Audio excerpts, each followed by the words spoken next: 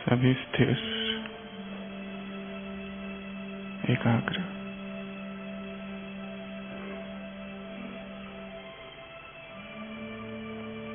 संपूर्ण चेतना को भ्रुकुटी के मध्य केंद्रित,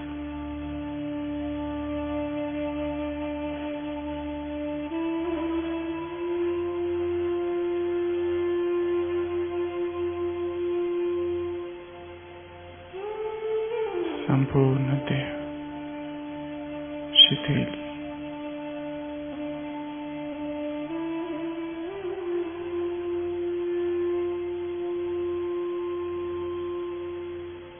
मन स्थिर,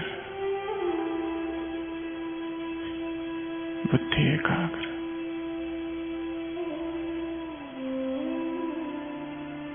देह के भव्य भाल पर विराजमान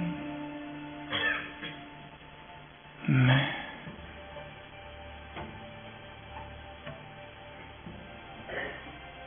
एक दिव्य आत्मा हूं।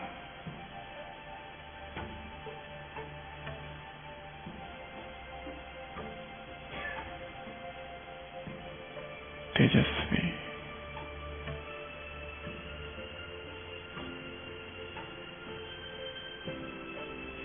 संपूर्ण पवित्र,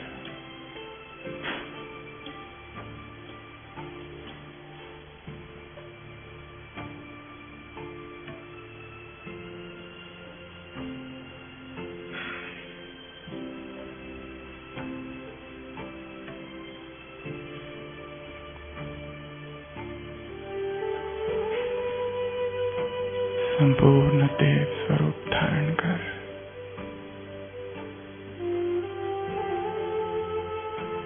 साकार देह को यही छोड़ मैं आत्मा आकाश में मैं एक देव आत्मा हूं। और ऊपर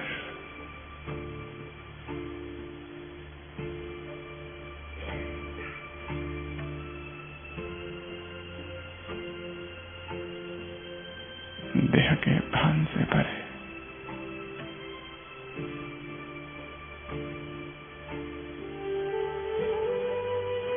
एक अति विशाल दिव्य द्वार के सम्मुख स्वर्णिम द्वार मैं आत्मा जैसे ही इस द्वार के समीप आई, ये द्वार खुल रहा है।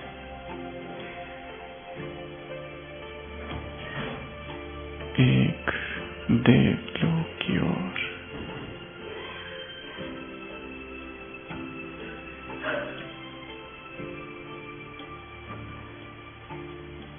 मैं आत्मा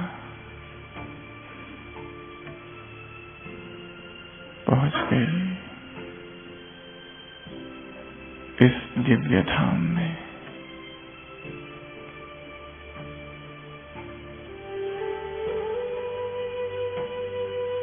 स्वर्गलोक में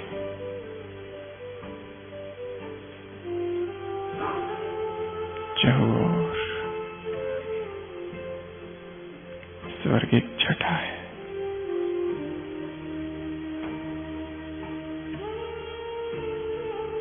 प्रकृति का अप्रतिम सौंदर्य,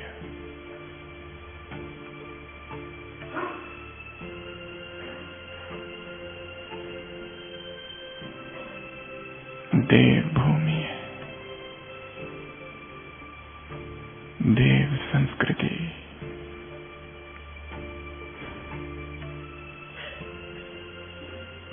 चहुओर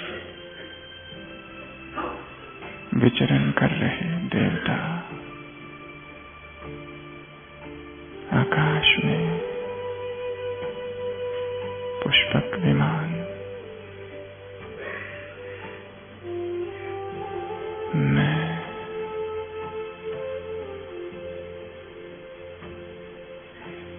देवात्मा हूं।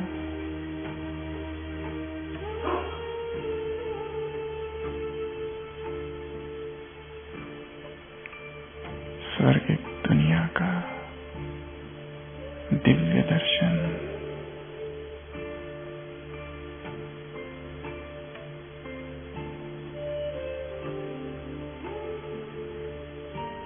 मैं संपूर्ण निर्विकार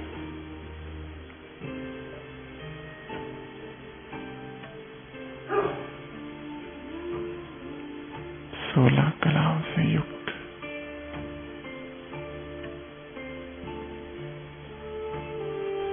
अति पावन देव कुल की महान आत्मा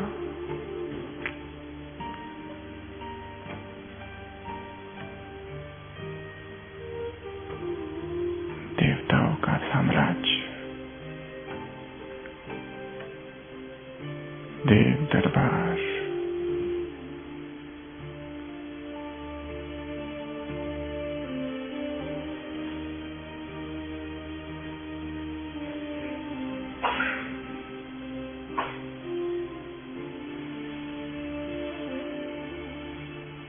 लक्ष्मी नारायण का एक छत्र साम्राज्य,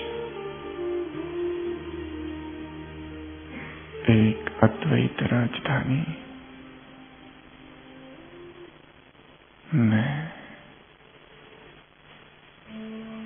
इस देवलोक में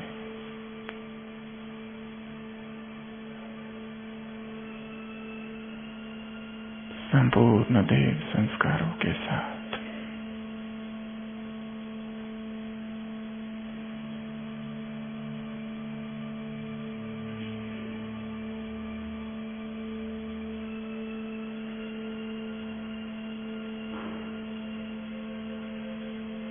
जीवन मुक्ति धाम,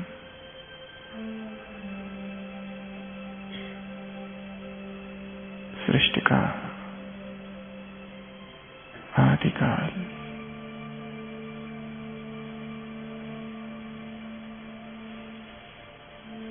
मैं अपने संपूर्ण सतो प्रधान स्थिति में स्थित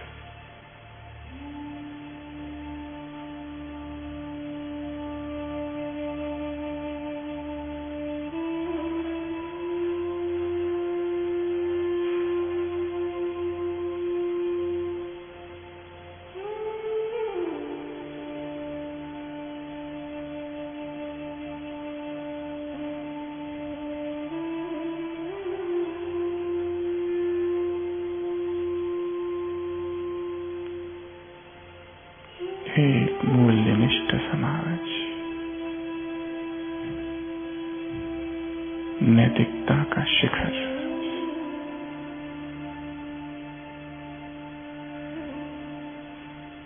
दिव्यता की पराकाष्ठा,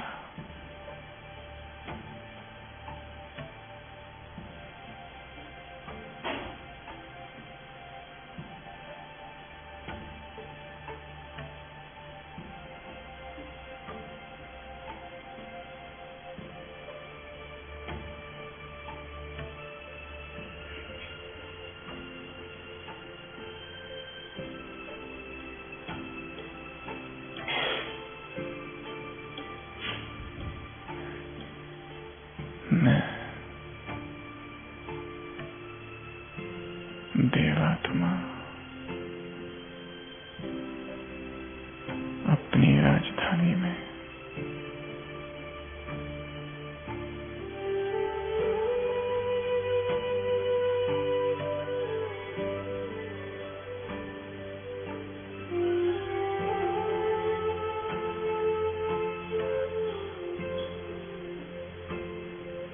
दिव्य देश का अनुभव,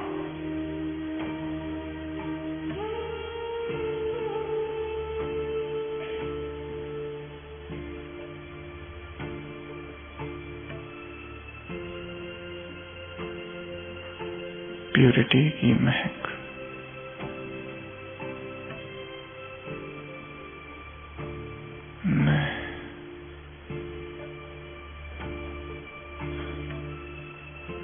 अपने देव स्वरूप में स्थित।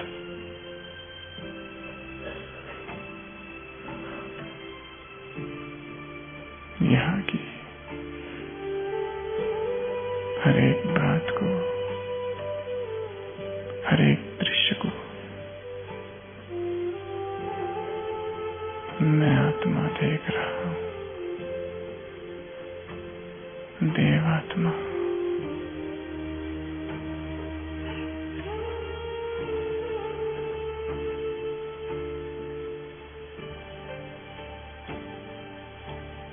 ओम शांति।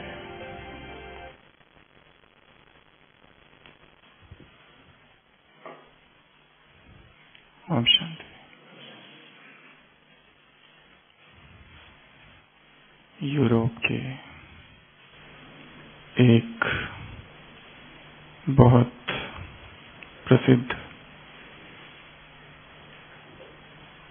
दार्शनिक, विचारक, मनीषी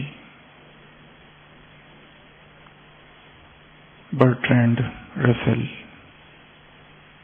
ने एक बहुत सुंदर कथा का वर्णन किया है। इस लेखक का जन्म इंग्लैंड में हुआ।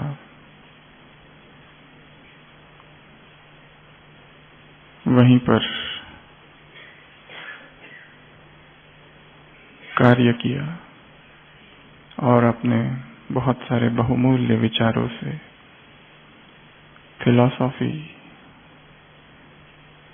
दर्शन शास्त्र को भरपूर किया।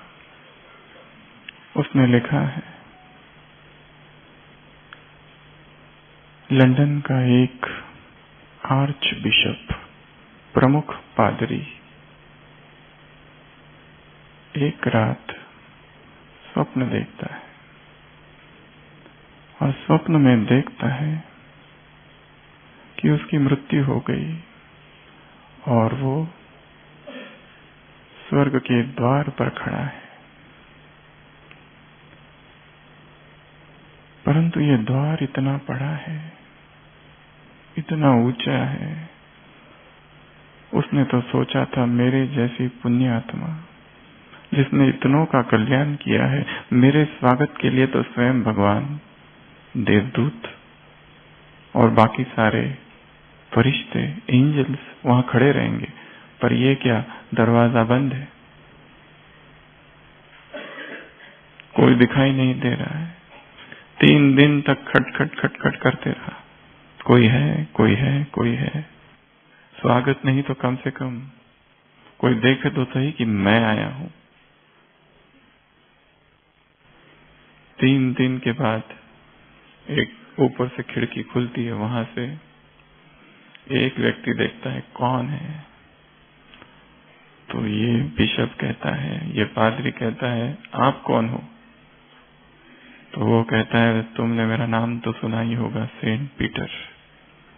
पश्चिम जगत में जो स्वर्ग है उसका द्वारपाल जो होता है वो सेंट पीटर होता है। तो उसकी भी 1000 आंखें दिखाते हैं।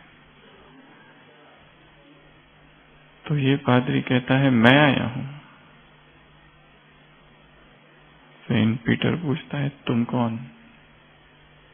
वो कहता है, आर्च बिशप, पादरियों में जो प्रमुख है वो, और वो भी लंदन का।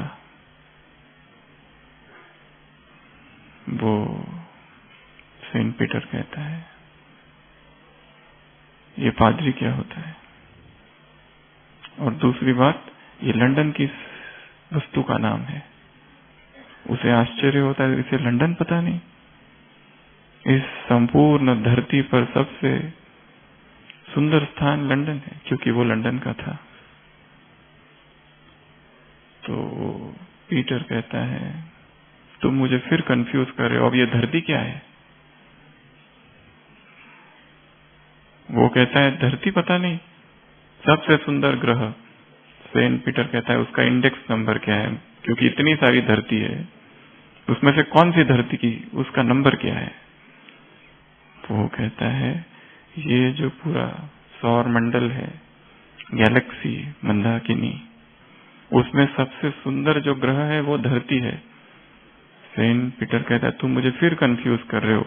अब ये सौर मंडल कौन सा, उसका इंडेक्स नंबर क्या है? क्योंकि इतनी सारे सौर मंडल है, उसमें से कौन सा? वो बिशप कहता है ये सब जाने दो, इतना समझ लो कि मैं वो हूं जो जीसस क्राइस्ट से सबसे ज्यादा प्यार करता है। सेंट पीटर कहता है अब ये जीसस कौन है? क्योंकि मैं तो यहाँ कब से रखवाली कर रहा हूँ और भगवान को तो मैंने अब तक देखा नहीं। मैं तो द्वारपाल हूँ, भगवान तो बहुत पीछे है। वो पादरी तो सोचता है मेरा कितना अवभगत मेरी होगी, क्योंकि मैं इतनी पुण्य आत्मा स्वर्ग के द्वार पर आया हूँ और यहाँ तो लोगों को धरती और सौर मंडल कुछ भी पता नहीं। और अचानक उसकी आंख खुलती है, पसीना पसीना, और सोचता है मैं तो सोचता था मैं स्वर्ग जाऊंगा, पर वहां तो मुझे कोई जानता तक नहीं, इस धरती तक को नहीं जानते वहां तो। कितना कठिन है वहां जाना। और मैं तो मिथ्या अहंकार कर रहा था, और कितने मेरे पुण्य है और कितनी मेरी सेवाएं है और कितना मेरा प्रभु प्यार है। मैं तो उस उच्च पद का अधिकारी था, पर वहां पहुंचने के बाद तो क्या हाल हुआ, बेहाल हुआ।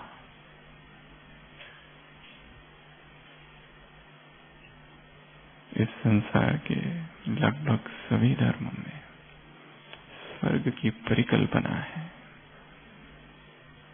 एक ऐसा जगत, एक ऐसा लोक, एक ऐसा राज्य, एक ऐसा स्थान, एक ऐसी जमीन, एक ऐसी भूमि जहाँ सब कुछ आदर्श है, संपूर्ण है, परिपूर्ण है।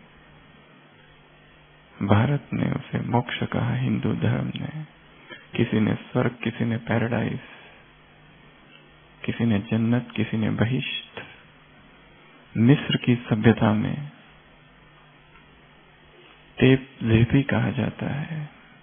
वहां मान्यता है जब संपूर्ण पहले, सबसे पहले सृष्टि के अनादिकाल में धरती पर केवल पानी था, फिर ऊपर से कुछ अंडे आए, उसमें से देवताएं प्रकट हुए और उन देवताओं ने फिर धरती का निर्माण किया और वो देवता यहीं बसने लगे। The first time tape JP या जेप टेपी, अलग अलग नाम है। स्पेन में कहते हैं एल डोराडो। ऐसा एक राज्य था, ऐसा एक किंगडम था कभी, जहां पर दिव्यता थी धरती पर। हर धर्म ने ऐसे एक स्थान को माना है, और भारत में तो बहुत सी मान्यताएं। स्वर्ग कैसा होगा, स्वर्ग में क्या होगा, स्वर्ग में कौन निवास करेंगे, कितने देवी देवताएं होंगे और ढेर सारी बातें। सप्तलोक कहे गए हैं। ऊपर सप्तलोक है, नीचे 7 लोक है। उन सप्तलोकों में एक लोक स्वर्ग है। तो स्वर्ग वंडर ऑफ द वर्ल्ड है। वैसे तो 7 वंडर ऑफ द वर्ल्ड है, परंतु उन 7 वंडर ऑफ द वर्ल्ड में स्वर्ग का कहीं नाम नहीं, क्योंकि स्वर्ग कब था, स्वर्ग कहाँ था, उसमें कौन रहते थे, उसमें क्या था, किसी को कुछ पता नहीं। सभी ने कहा है स्वर्ग कहीं दूर आसमान में है, आकाश में कहीं और। कोई कहते हैं एक ही बार वहां जाना होता है जन्नत, एक ही जीवन है, लीनियर टाइम है। परंतु किसी न किसी रूप से हर धर्म ने माना है। यहूदी धर्म ने माना है, क्रिश्चियन धर्म ने माना है, इस्लाम ने माना है। 3 मुख्य धर्म। तो आज हम चर्चा करेंगे उसी स्वर्ग लोक की, उसी देवलोक की, उसी स्वर्ग की, उसी बहिष्ठ की, उसी ब्रह्मा के दिन की, उसी राम राज्य की, उसी वंडर ऑफ द वर्ल्ड की, जिसके लिए रोज मुरलियों में ढेर सी बातें आती है। एक आंख में मुक्ति, एक आंख में जीवन मुक्ति, एक आंख में दो ही ठिकाने, एक वैकुंठ, एक दूसरा दुनिया निराकारी। वो वैकुंठ, वह राम राज्य, वह कृष्णपुरी, वह लक्ष्मीपुरी, नारायणपुरी, वह सृष्टि का आदिकाल, वह सृष्टि का दिन क्या था, कैसा था, कौन वहां थे और अब हमें क्या करना है। ऐसी वो कौन सी धारणाएं हमें धारण करनी है जिससे हम उस लोक में जाए। और सबसे महत्वपूर्ण बात, जब भगवान पहली बार इस धरती पर उतरे, सबसे पहली बार इस धरती पर अवतरित हुए 5000 साल के बाद ढेर सारी आत्माओं ने तुरंत पवित्रता को धारण कर लिया, जबकि यह सृष्टि विकारी थी, जबकि यह सृष्टि अपवित्र थी, पतित थी, रौरव नरक था, कुंभी पाक नरक था, विषय वैतरणी नदी थी जहां विकार और वासनाएं हवाओं में थी, जहां आत्माएं इतनी दुखी, पतित, विकारी। आज सुबह की मुरली आदि मध्य अंत दुख जहां था, ऐसी विकारी सृष्टि पर भगवान आए और भगवान ने कह दिया योगी बनो और पवित्र बनो। और किस आधार से उन सभी आत्माओं ने तुरंत पवित्रता को धारण कर लिया? क्योंकि भगवान ने आकर एक ऐसी बात कह दी जो आज तक किसी धर्म स्थापक ने नहीं कही थी, किसी तीर्थंकर ने, किसी योगी ने, किसी महात्मा ने, किसी शंकराचार्य ने, किसी अवतार ने, किसी इनकारनेशन ने, किसी बुद्ध ने,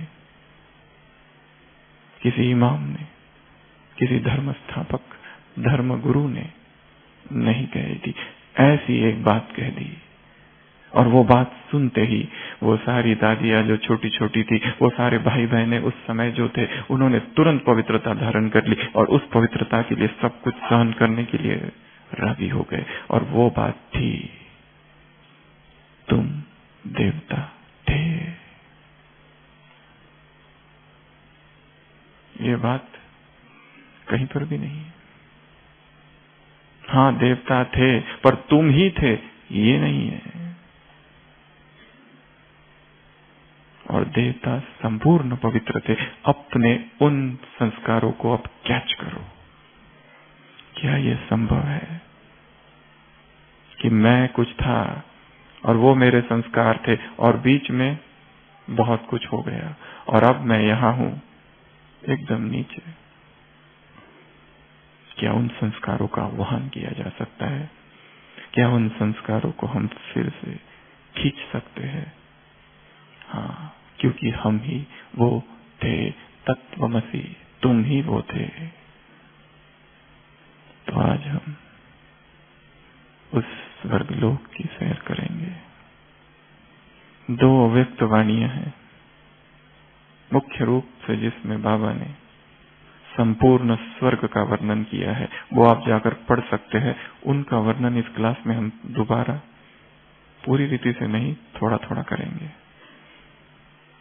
2 जनवरी 1980 की अव्यक्त वाणी है जिसमें बाबा ने स्वर्ग कैसा होगा, क्या वो खाएंगे, क्या वो पिएंगे, कैसे वो रहेंगे, कैसी वहां की व्यवस्था होगी, क्या कुछ वहां होगा, उस सब का वर्णन उस मुरली में है।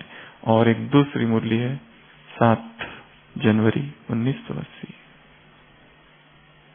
एक 2 तारीख की, एक 7 तारीख की, जनवरी मास की। उसमें वर्णन है कि अब संगम युग और वो आने वाला सतयुग, इसमें संगम युग कैसा श्रेष्ठ है।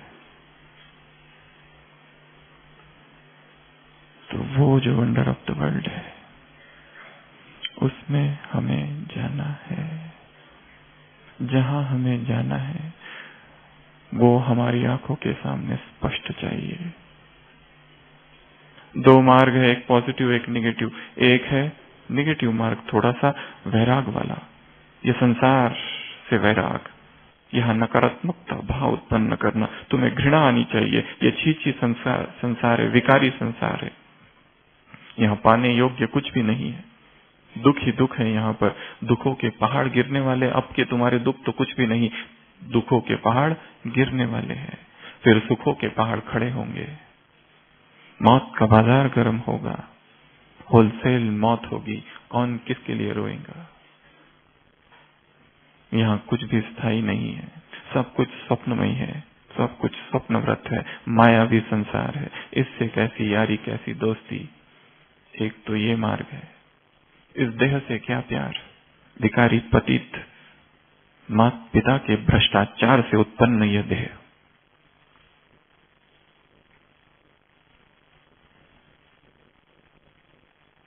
काम वासना का प्रतीक यह देह, इससे क्या प्यार, दलदल है देह, इससे क्या प्यार, नफरत आनी चाहिए तुम्हें इस देह से, इसके सुखों से, कैसा इसमें सौंदर्य, bucket of stool and urine, एक ये मार्ग है जो वैराग दिलाएगा संसार से। पर एक दूसरा भी मार्ग है, किसी और दुनिया में जाना है, उस दुनिया का ऐसा चिंतन, उस दुनिया का ऐसा मनन, उस दुनिया का अनुभव, उस दुनिया में ही रहना, तो ये जो पुरानी दुनिया है ये छूट जाएगी। छोटा बच्चा, 2 लड्डू दिए गए, एक छोटा एक बड़ा, कौन सा लेगा? बड़ा।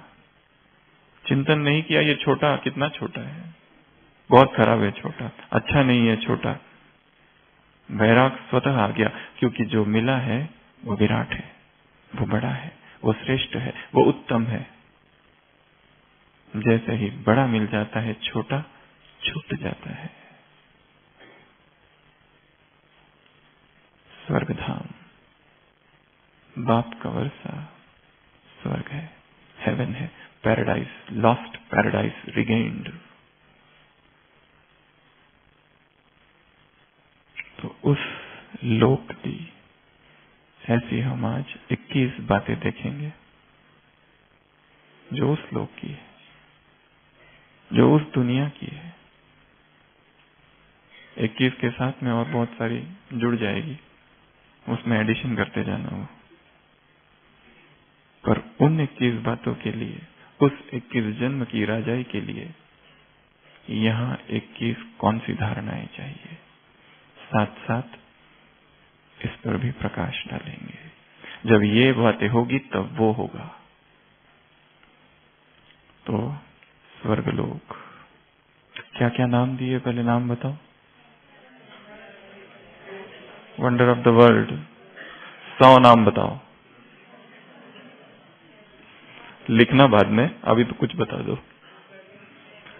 परिस्थान, देवताओं की दुनिया, बहिष्ठ, अमरपुरी, अमर नगरी, कृष्णपुरी, लक्ष्मी नारायणपुरी, हाँ, बाग, गार्डन ऑफ अल्लाह, और जीवन मुक्ति धाम, जीवन मुक्ति, और विष्णुपुरी, और सुखधाम, शिवालय, और वैकुंठ, और जन्नत, और सतयुग, और गोल्डन एज, और पैराडाइज, और स्वर्ण युग, और ब्रह्मा का दिन, और भगवान की बनाई हुई तो सारी दुनिया है। भगवान की बनाई हुई सबसे पहली और सुंदर दुनिया देवनगरी, और शिव बाबा का क्या, राम राज्य, ब्रह्मापुरी, ब्रह्मापुरी, विष्णुपुरी, और जन्नत, संपूर्ण निर्विकारी दुनिया, संपूर्ण पावन दुनिया, हेवन, बहिष्ठ, जन्नत, और नई दुनिया, नई दिल्ली, और शिवालय, city of God, kingdom of God, Indraprastha, और हो गया अल्लाह का बगीचा, हो गया, जो हो गया वो नहीं बोलो, ईश्वरीय जादू नगरी, ह्यूमन गुलदस्ता की गुलशन, और गार्डन ऑफ एडन और सतयुग और देवी राजस्थान और देवलोक और अशोक वाटिका और सोने की दुनिया, सोने की दुनिया और सोने की दुनिया और सोने का भारत, सोने की चिड़िया, सोने की चिड़िया और ना देवरी साम्राज्य, देवी कम्युनिटी, स्वर्णिम युग, कमिंग युग और डेटी वर्ल्ड और तो ऐसे ढेर सारे नाम हैं। तो अब हम जैसे जैसे क्लास आगे बढ़ेगा, पहले तो देव रूप अपना हर एक धारण कर ले मन ही मन। द्वार है बहुत बड़ा, वो खुल गया और हमने अंदर प्रवेश किया। सारी स्मृतियों को जगाना है, देव स्मृतियों को, पवित्रता की स्मृतियों को, देव संस्कारों को। देव लक्ष्मी नारायण जैसे दिखते ऐसे पवित्र, ऐसे पावन हम हैं, हम थे, हम बनेंगे। यह स्मृतियां तो विकारी ख्याल, विकारी आकर्षण, ये संसार की स्मृतियां सब कुछ विलीन हो जाएंगे, सब कुछ खो जाएंगे। देव स्मृतियों को जागरण करना है अपने अंदर। जैसे ही वो स्मृति आ जाएगी, अपने आप सब कुछ बदलेगा जीवन में। घर ही स्वर्गलोक बन जाएगा, इंद्रपुरी बन जाएगा। तो मनसा से उधर प्रवेश करना है। चित्र दिख रहा है स्वर्ग का, ऊपर इधर, ठीक है। सबसे पहली बात, एडमिनिस्ट्रेशन, स्वर्ग का प्रशासन। कैसा होगा स्वर्ग का प्रशासन? सतोप्रधान, दिव्य, करेक्ट, परफेक्ट। लक्ष्मी नारायण का साम्राज्य होगा, एक छत्र साम्राज्य होगा, अखंड साम्राज्य होगा, निष्कंटक साम्राज्य होगा। भारत केवल होगा और कुछ भी नहीं होगा। बाकी सारे स्थान में क्या करोगे तुम जाकर? पिकनिक करोगे जाकर। वहां का जो प्रशासन होगा, एडमिनिस्ट्रेशन होगा, दरबार होगा, परफेक्ट होगा। किसी वजीर की आवश्यकता नहीं, किसी पीए की आवश्यकता नहीं, किसी अमात्य, किसी मंत्री की आवश्यकता नहीं। ऐसा वहां का एडमिनिस्ट्रेशन, मैनेजमेंट, प्रबंधन, प्रशासन, राजतंत्र, राजनीति वहां की जो होगी परफेक्ट होगी। और ऐसा राजतंत्र जो सबसे पहली चीज है वहां की, यदि हमें उस राजतंत्र में, उस प्रशासन में, उस एडमिनिस्ट्रेशन में चलना है, तो यहाँ संगम पर खुद को एडमिनिस्ट्रेशन, सेल्फ एडमिनिस्ट्रेशन सीखना होगा। अव्यक्तवाणी है बाप दादा की 1 अप्रैल 1992, 1 अप्रैल 1992। जिसने स्वयं को चलाना नहीं सीखा वो स्वर्ग के राज्य को क्या चलाएगा? जिसने स्वयं की स्थिति को चलाना नहीं सीखा, स्वयं के शरीर को चलाना नहीं सीखा, वो राज्य को क्या चलाएगा? बाप दादा के महावाक्य इन्वर्टेड कॉमा, यदि कोई अपनी गलती से बार बार बीमार पड़ता है तो बाप दादा उसे ज्ञानी योगी आत्मा नहीं कहते। अपने शरीर को भी समझो, अपनी स्थिति को भी समझो। अपने शरीर को, अपने मन को जिसको चलाना नहीं आता है, वो कहां से स्वर्ग का राज्य चलाएगा? सेल्फ एडमिनिस्ट्रेशन, स्व नियंत्रण जिसने नहीं सीखा, स्व अनुशासन जिसने नहीं सीखा, वो क्या उस राज्य में आएगा जहां पर हाईएस्ट पॉलिटिकल सिस्टम है, highest political, purest political science है? वहां का राजतंत्र सर्वोच्च है, ऑनेस्टी है वहां पर, सत्यता है वहां पर। ऐसा पवित्र राज्य शासन जहां है, उसके लिए संगम की धारणा है स्व प्रबंधन। जिसने स्व को प्रबंधन करना नहीं सीखा वो राज्य को नहीं चला पाएंगे। वो कला, वो आर्ट, वो हैंडलिंग पावर अब डेवलप करनी है। खुद को सबसे पहले चलाना, और दूसरा संगठन में जो साथी है, यदि हमारी कोई ऐसा पोस्ट है जिम्मेवारी का कि जिसमें हमें दूसरों को साथ लेकर चलना होता है, किस ढंग से हम चला रहे हैं, वहां पर जो लक्ष्मी नारायण है वो प्रजा को किस रूप से देखते हैं। स्नेह का बंधन है। प्रजा को ये नहीं लगता ये हमारे मालिक है, ऐसा नहीं लगता, ये भाव नहीं होता है। हम गुलाम है, ये भाव नहीं होता है। जैसे वो माता पिता है, उनका भाव है वासुदैव कुटुंबकम का। एक सम्राट और एक साम्राज्ञी, दोनों का भाव है हम माता पिता है प्रजा के। ये ऐसा प्रबंधन स्व का और दूसरों का, जब ऐसा सेल्फ एडमिनिस्ट्रेशन होगा, जब ऐसी लाइफस्टाइल होगी सेल्फ एडमिनिस्ट्रेशन की, तो ही उस दुनिया में जाकर, उस बहिष्ठ में जाकर हम एडमिनिस्ट्रेशन कर सकते हैं। दूसरा है ब्यूटी। सबसे सुंदर दुनिया इस संसार में यदि कोई है तो वो स्वर्ग। उससे सुंदर और कुछ नहीं, सब कुछ सुंदर है वहां पर। शरीर सुंदर, आत्मा सुंदर, प्रकृति सुंदर, सब कुछ सुंदरतम है वहां पर। उस सौंदर्य को यदि हमें पाना है तो यहाँ हमें एक सौंदर्य अपने अंदर धारण करना पड़ेगा, और सबसे बड़ा सौंदर्य है संपूर्ण प्यूरिटी का। यदि एक विचार भी विकार का है तो सफेद रजिस्टर पर काला दाग है। अव्यक्त महावाक्य है बाबा के। संकल्प में भी यदि, स्वप्न में भी यदि इम्प्योरिटी आती है तो उससे अब तक के किए हुए पुण्य भस्म होंगे, रजिस्टर पर काला दाग लगेगा, अब तक की हुई कमाई समाप्त होगी। और बाप दादा इस संकल्प से देह को टच करने को, नजर से देह को टच करने को महापाप कहते हैं। ऐसी प्यूरिटी अपने अंदर धारण करनी है। जो सभी इस भट्टी में आए हैं तो मधुबन से फिर से संपूर्ण प्यूरिटी का संकल्प और प्रतिज्ञा फिर से करके जानी है। तो उस सुंदरता को प्राप्त करने के लिए यहाँ सुंदर बनना पड़ेगा।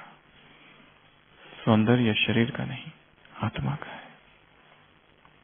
जो आत्मा जितनी सुंदर, जितनी प्योर, उतनी भगवान को पसंद है। जिसमें इम्प्यूरिटी है वो उसे प्रिय नहीं। तो सभी फिर से अलर्ट होके बैठ जाएंगे। स्वयं को देखेंगे उस देवलोक में और संकल्प करेंगे, मैं संपूर्ण पवित्र, संपूर्ण निर्विकार, 16 कलाओं से युक्त, सतोप्रधान, देव संस्कारों से युक्त, देव संस्कृति में पला बड़ा, पल रहा देवता हूं, देवी हूं। तीसरा, संस्कृति, कल्चर। उस संस्कृति में, उस देव संस्कृति में प्रवेश करने के लिए देवताई संस्कार अभी धारण करने पड़ेंगे। रॉयल चलन, साधारणता ना हो, ऐसी हंसी मजाक ना हो। कुछ दिन पहले वरदान आया था कि लोग कहे ये बोलते तो बहुत अच्छे हैं, परंतु क्या ज्यादा बोलते हैं। ये हंसी मजाक तो अच्छी करते परंतु बोलते ज्यादा है। वरदान में था संस्कारों को प्यूरिफाई करना है, देवताई बनाना है, रॉयल। आर्गुमेंट करने वाले, डिबेट करने वाले, जोर से बोलने वाले, झगड़ा करने वाले, दुख देने वाले संस्कार देवताई संस्कार नहीं। जमा करने वाले, लेवता के संस्कार देवताई संस्कार नहीं है।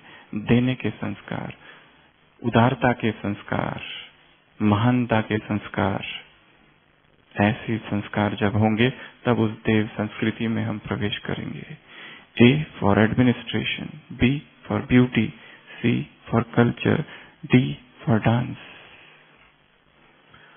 उस दुनिया में देवताओं का मनोरंजन क्या होगा? डांस।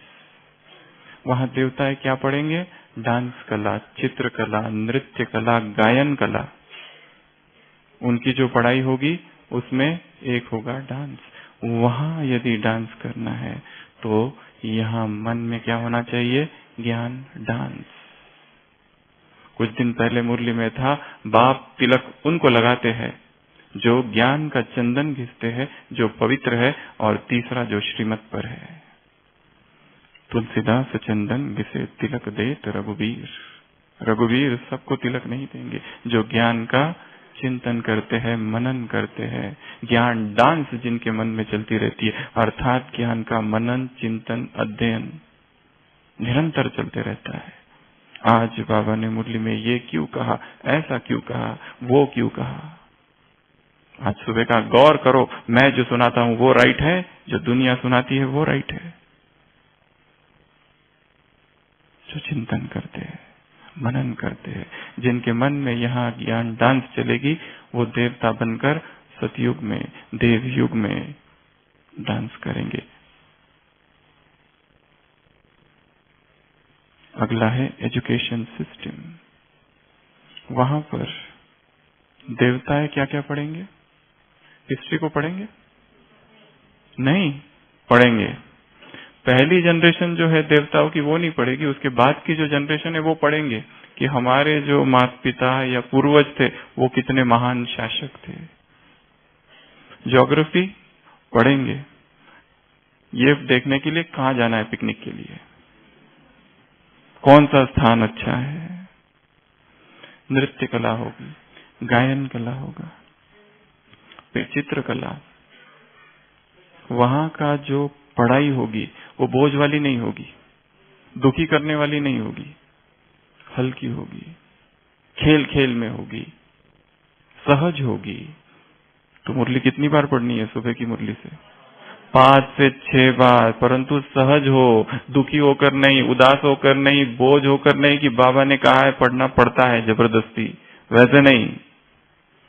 बहुत खुशी से, आनंद से, झूमते हुए, गाते हुए। अरे किसने लिखा है? प्रभु पाती है, माशूक आया है। संसार में माशूक आशिक के पत्र छुप छुप के पढ़ते हैं, बाथरूम में जा के पढ़ते हैं, कोई देख ना ले। तो भगवान पत्र लिख रहा है। तो ये पढ़ाई भी कैसी हो, इतनी हल्की हमको लगे, ज्ञान का कोई भार नहीं होता। सबसे हल्की चीज इस संसार में यदि कुछ है तो वो ज्ञान है। यदि भार लग रहा है तो शायद हमने उसे नहीं समझा है, नहीं जाना है। ज्ञान अर्थात समझ। उसी मुरली में 92 की बाबा ने कहा है ज्ञान अर्थात समझ, अपनी स्थिति की समझ, अपने शरीर की समझ। यदि बार बार गलती होती है तो बाप दादा उसे योगी ज्ञानी नहीं कहते, क्योंकि समझ नहीं पा रहा है। आत्माओं की समझ, अपने इर्द गिर्द रहने वाले पत्तों की समझ, उनके संस्कारों की समझ। यदि कोई बार बार डिस्टर्ब होता है दूसरों के वजह से और दोष उन पर लगाता है, अर्थात उसने उन दूसरी आत्माओं को नहीं समझा है, मनोविज्ञान को नहीं समझा है, पुरुष अहंकार और स्त्री अहंकार की स्टडी नहीं की है, कैसे ऑपरेट करता है साइकोलॉजी। तो समझना है, ये ज्ञान है। तो यहाँ की एजुकेशन सिस्टम भी कैसी हो जाए? हल्की हो जाए, खेल खेल वाली हो जाए। उसके बाद है उधर परिवार, फैमिली। वहां पर रॉयल फैमिली होगी। एक होगी प्रजा, एक होगा साहूकार। साहूकार साहूकार प्रजा और एक दूसरी प्रजा, साधारण प्रजा। रॉयल फैमिली, राजा, बहुत बड़ी फैमिली। सभी के बीच में प्यार होगा, क्या होगा? प्रेम के धागे से सभी बंधे हुए होंगे, कभी वहां झगड़ा नहीं होगा। तो इस परिवार में भी क्या होना चाहिए? ऐसा ही प्रेम, ऐसा ही माधुर्य, ऐसी ही मधुरता। यदि यहाँ संबंधों में, परिवार में कड़वाहट है, मनोमालिन्य है, झगड़ा है, तो हम देवता कैसे बनेंगे और कैसे उस देवलोक में जाएंगे? हमें उस लोक में जाने के लिए उस परिवार की नींव ये परिवार है। एक परिवार में कितने सदस्य होंगे उधर? 4। पहले बच्चे का जन्म कब होगा? जब माँ कितने वर्ष की होगी? 75 इयर्स, तब पहला बच्चा होगा। उसके 10 साल के बाद दूसरा बच्चा, पहला मेल दूसरा फीमेल, 4 लोग होंगे। ज्यादा संबंध नहीं होंगे, पॉपुलेशन बहुत कम होगी, सतो प्रधान होंगे सभी। जन्म कैसे होगा? योग बल से होगा। पावर इतनी ज्यादा होगी, दृष्टि देंगे केवल एक दूसरे को। संकल्पों में इतनी पावर होगी, और ऐसे संकल्प से जिनका जन्म होगा, योग बल से जिनका जन्म होगा, वो कितने प्योर होंगे बच्चे। उम्र 150।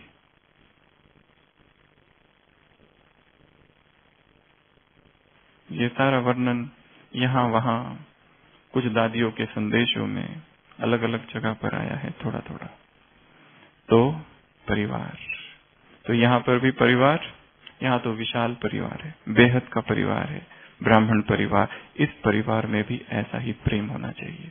जैसे हमें अगर उस परिवार में जाना है तो उसके बाद है गीत और संगीत। उधर गीत और संगीत कौन सा होगा? बाबा ने मुरली में कहा है 2 तारीख की, जनवरी मास 1980। वहां तुमको कौन उठाएगा और यहाँ कौन उठाते हैं? वहां तुमको प्रकृति उठाती है, यहाँ तुमको प्रकृति का पति, प्रकृति का मालिक उठाता है। वहां तुम विश्वनाथ बनते हो, यहाँ तुम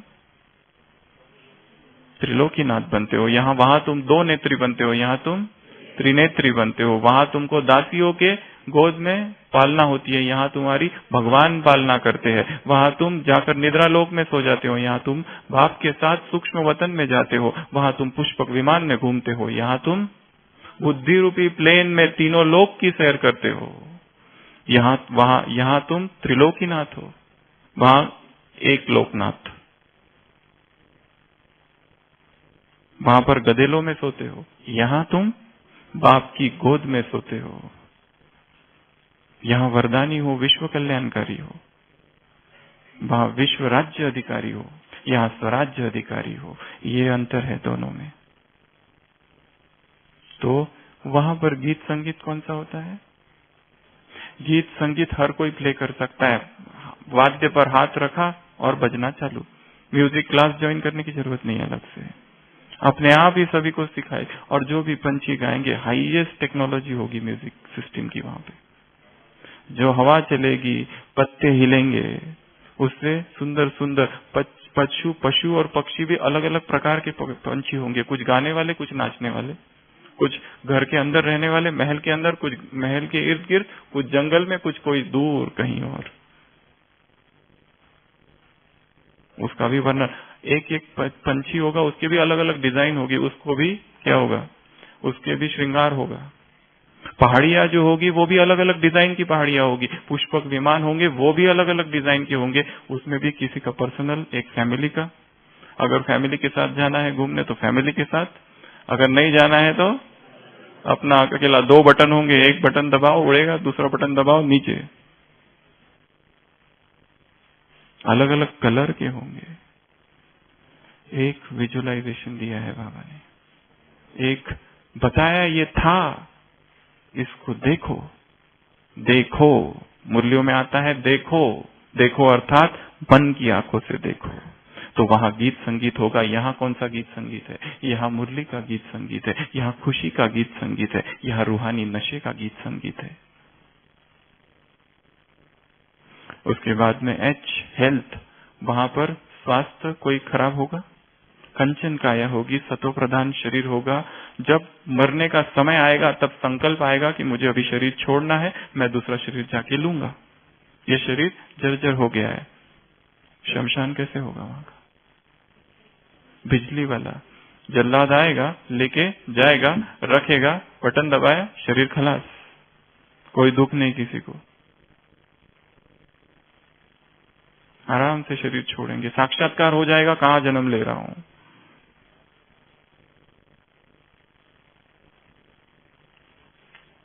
तो वहां संपूर्ण स्वास्थ्य होगा, कोई बीमार नहीं पड़ेगा, कोई हॉस्पिटल नहीं, कोई डॉक्टर नहीं।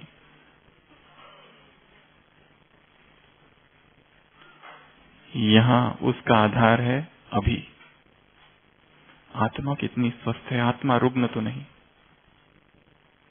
शरीर को चलाने की कला यहाँ आई है कि बार बार बार बार बीमार पड़ते रहते हैं, अर्थात यानी नहीं, अर्थात सर्वांगिक सुख स्वास्थ्य का यहाँ अनुभव तो वहां अनुभव। आय, इनकम, वहां मजदूर होंगे क्या? इनकम कैसे होगी? इतना धन होगा, इतना धन, प्रचुर धन। द्वापर से जो महाराजे थे उनके पास इतना धन होता था, इतना धन होता था, तो वहां क्या होगा फिर? कैसा धन होगा? धन से लबालब भरी होगी ये धरती।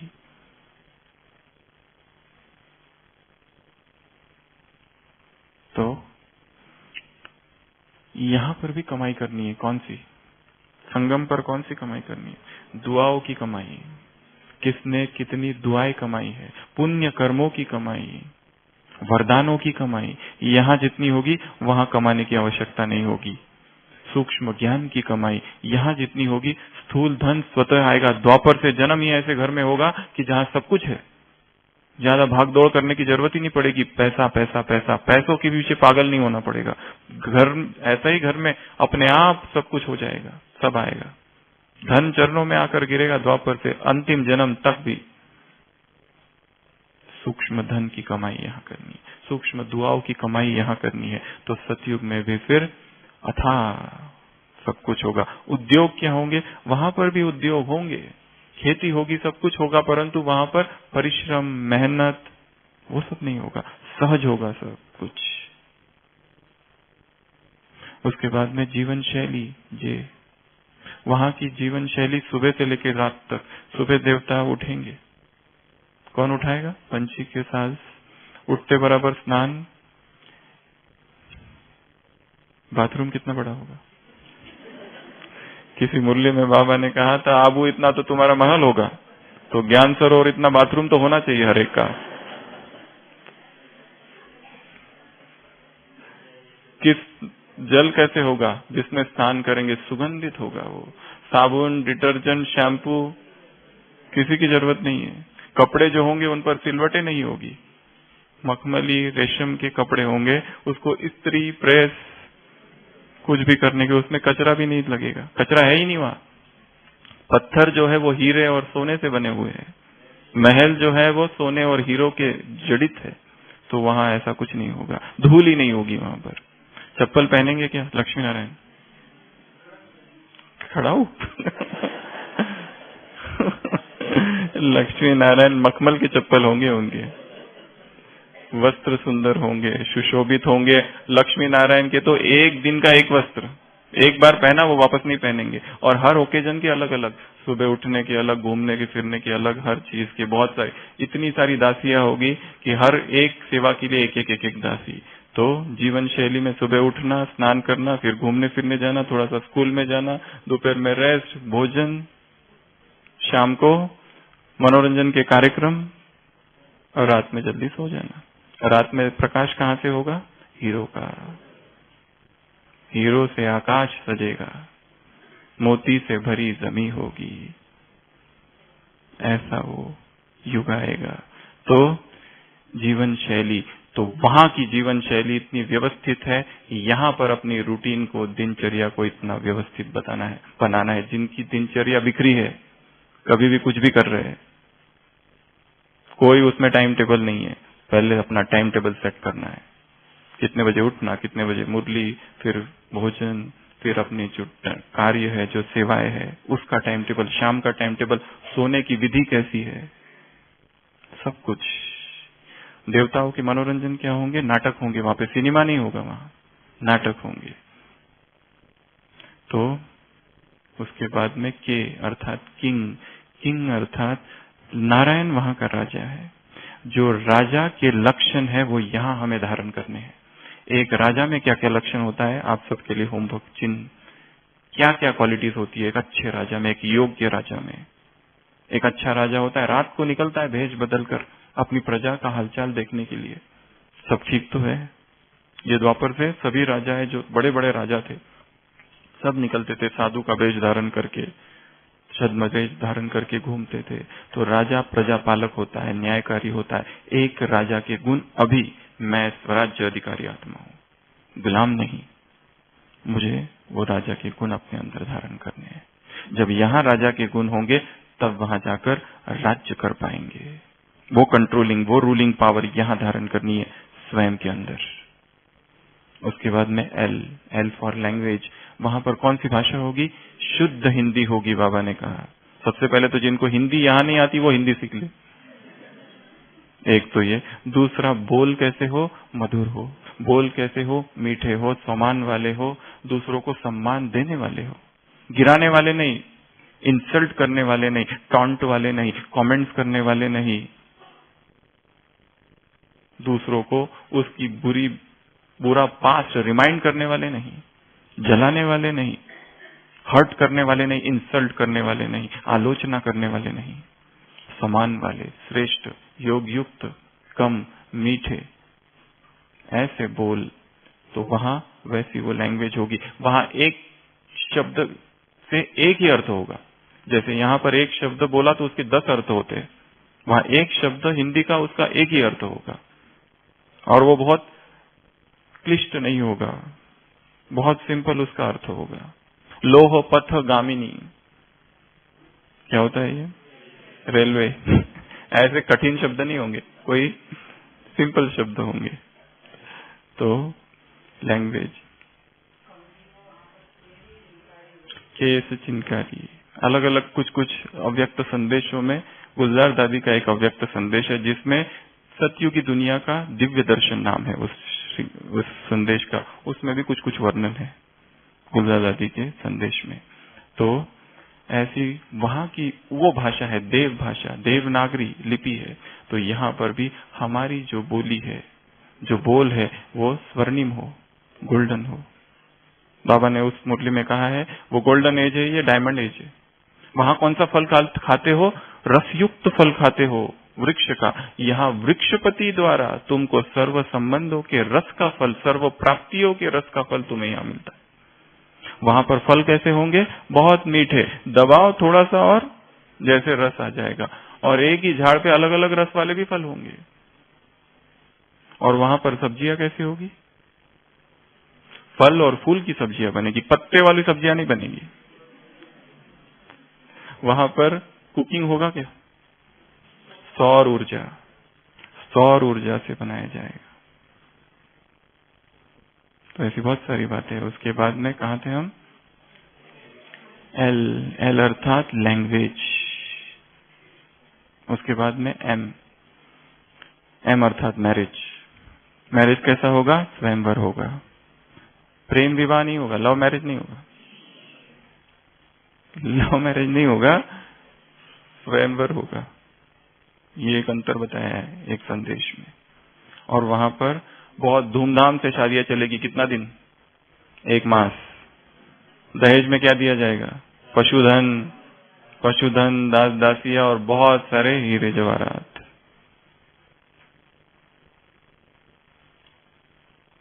उत्सव होगा। और जब किसी राजा के यहाँ शादी होगी तो पूरा राजधानी सज जाएगी, और किसी प्रजा की यहाँ शादी होगी तो वो पूरा इलाका सज जाएगा। ऐसी वहां की शादी होगी। देवता शादी क्यों करते हैं वैसे? देवान है, मैं स्त्री में पुरुष, सोचना इसके विषय में। तो स्वयंवर होगा वहां पर। उसके बाद में N for no vices, no विकार, नो हिंसा, कोई विकार नहीं होगा। यहाँ पर शादी किसके साथ करनी है हमको? उसके साथ। अमृत वेला एक बार शुभ मुहूर्त में, आज कहाँ है? सुबह अच्छा टाइम होता है, सुबह का असर सारे दिन भर होगा। सुबह अगर शादी कर लो तो फिर कुमार है यहाँ पर। किसी और को देखकर गड़बड़ नहीं होगी, हलचल नहीं आएगी, सुबह ही कर लेना शादी, ठीक है ना।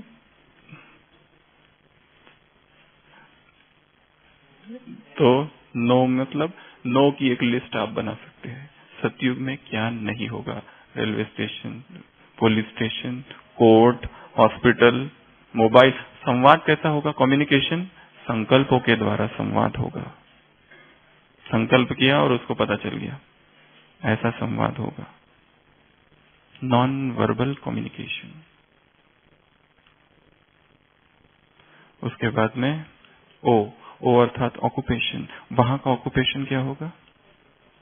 एग्रीकल्चर। अच्छा, जो राजे महाराजे होंगे वो कुछ नहीं करेंगे, जो बाकी जो है प्रजा वो करेंगे, पर उनको भी दुख नहीं होगा, उनको भी कोई मेहनत नहीं होगी वो सब करते हुए भी।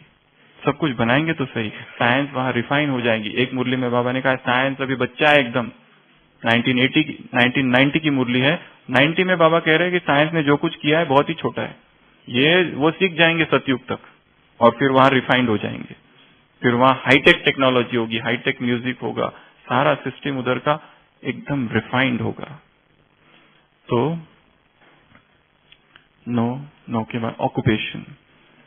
तो यहां पर हमारा ऑक्यूपेशन क्या है? सेवा। सेवा आज का है, तुम रूहानी और जिस्मानी दोनों सोशल वर्कर हो। दिन रात जो सेवाओं में लगा दे अपने, ये हमारा धंधा है। विश्व कल्याण करना हमारा धंधा है, ये हमारा ऑक्यूपेशन है, संसार का कल्याण।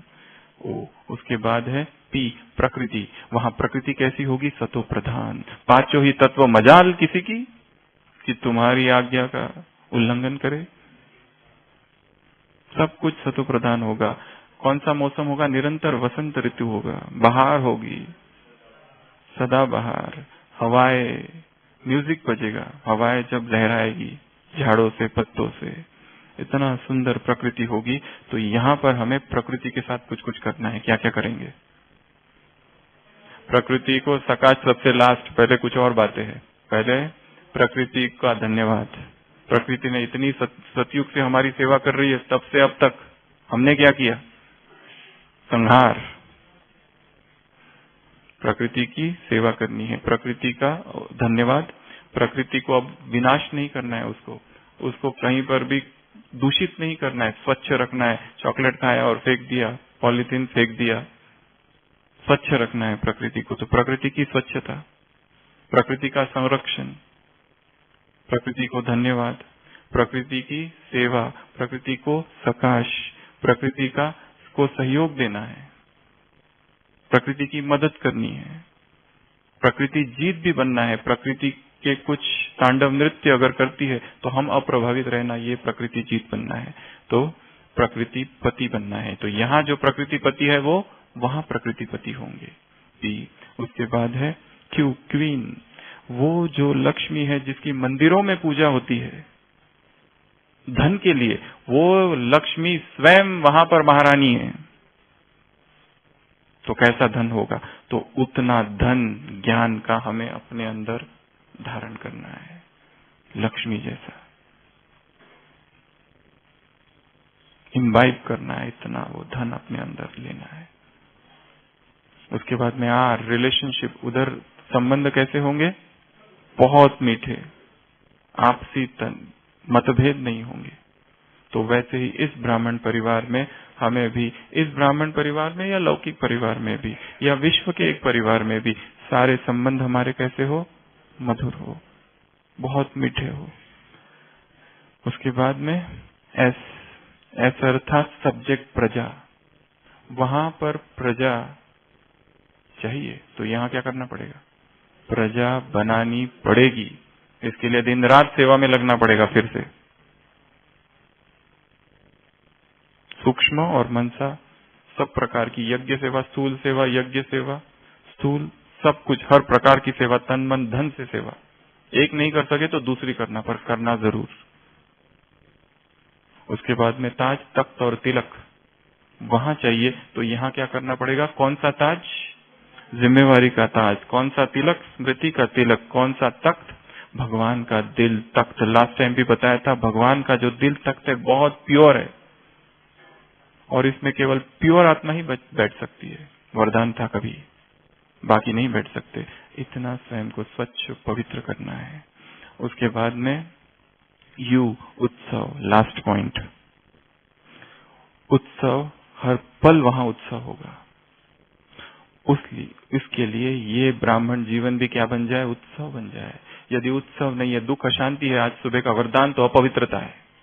स्वतः पवित्रता होगी, स्वतः सुख शांति होगी यदि पवित्रता है तो। ऐसा रूहानी नशा प्राप्तियों का, आत्मा अभिमानी होने का, आत्मा देखने का अपने अंदर चढ़ाना है तो जीवन क्या बन जाएगा, उत्साह, उत्सव बन जाएगा। निरंतर उत्सव, हर दिन उत्सव। देवता फेस्टिवल मनाएंगे, आज की मुरली में क्या था? नहीं, हर दिन ही फेस्टिवल है वहां पर।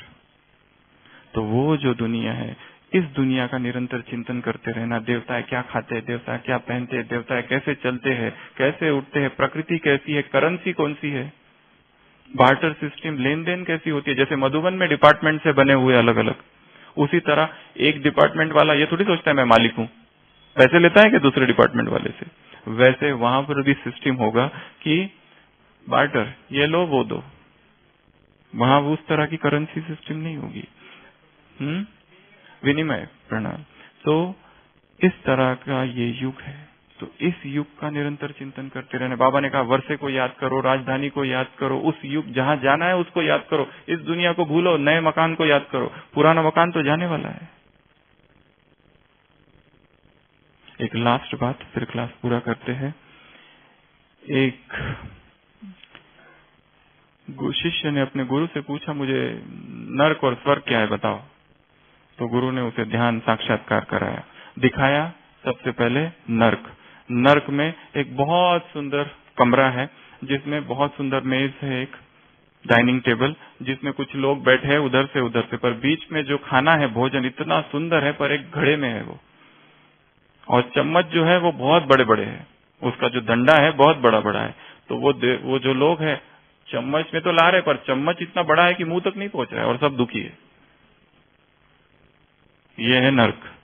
परंतु वो भोजन बहुत स्वादिष्ट है, उसकी सुगंध आ रही है और वहां लिखा है दिस इज हेल।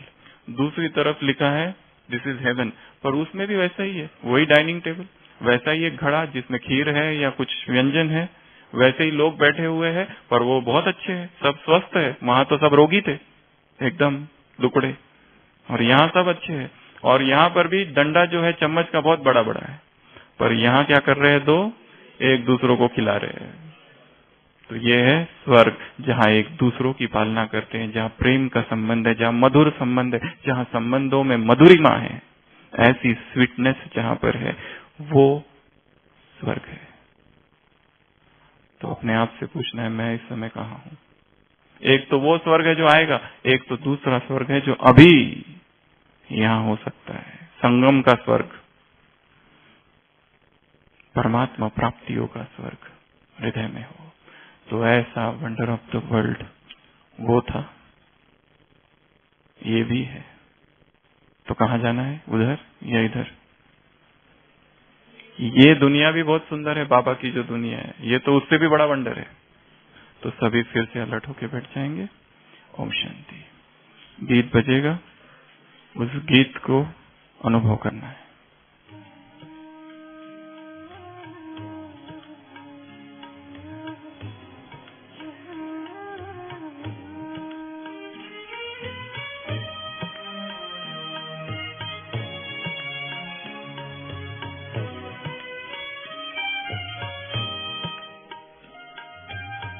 कहाँ मिलेगा बाबा ऐसा, सतयुग में तेरा प्यार हो, सतयुग में तेरा प्यार। कहाँ मिलेगा बाबा ऐसा, सतयुग में तेरा